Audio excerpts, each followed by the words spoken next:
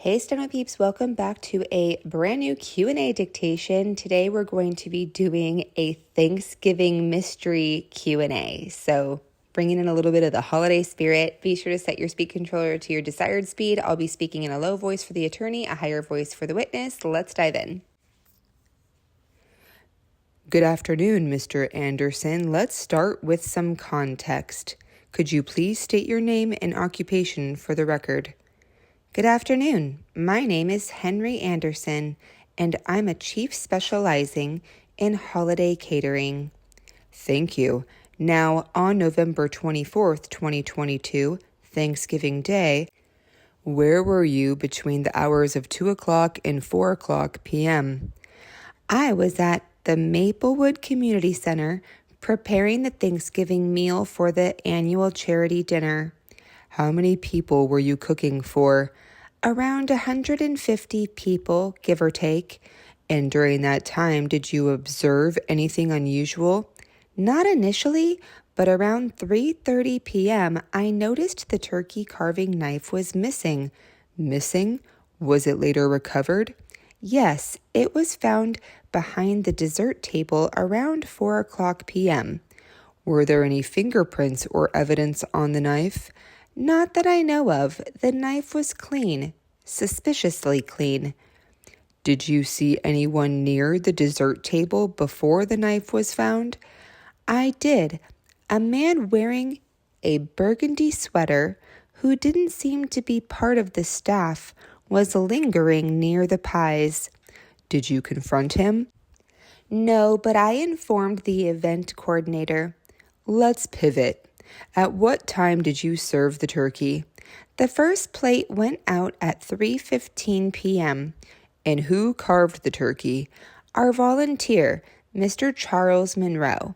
Was Mr. Monroe still present when the knife went missing? No, he stepped out to make a phone call around 3:20 p.m. Did anyone else handle the knife besides Mr. Monroe? Not to my knowledge.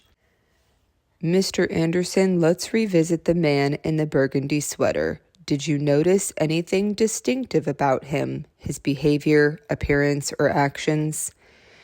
Yes, he was pacing back and forth and seemed nervous. He also kept glancing at the dessert table, almost as if he was waiting for something. Did anyone else seem to notice him? A few volunteers mentioned him to me later, saying they thought he might have been lost or looking for someone. You said earlier that the turkey carving knife was suspiciously clean when it was found. How often are knives cleaned during the event? They're typically cleaned after each use, but that knife had no grease or food residue on it at all, which was odd considering it had just been used. Were there any other items missing or out of place during the event? Now that you mention it, a gravy ladle also disappeared for a short time. It was found under one of the dining tables later in the evening. Under the table? Do you think this might be connected to the missing knife? It's possible. Both incidents felt deliberate, like someone was trying to cause a disruption. Were there any reports of guests or volunteers acting strangely aside from the man in the burgundy sweater? Yes, one of the volunteers, Carla, mentioned that she saw a guest sneak into the kitchen when no one was looking. Did she describe this guest? Not in detail, but she said he was wearing a baseball cap and had a backpack, which was unusual for a Thanksgiving dinner. Did anyone confront him? No. By the time Carla told us, the man had already left the kitchen.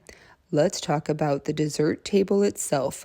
Were any desserts disturbed or missing when the knife was found? A pecan pie had a large slice taken out of it before it was supposed to be served. Was the pie cut cleanly, as if with a knife? Yes, and that's part of what raised suspicion. Did this affect the flow of the dinner service? Not significantly, but it caused some confusion among the staff, especially since we had to locate the knife and clean it again before continuing. One final thread to pull on, Mr. Anderson. If you had to guess, what might the motivation be behind these incidents?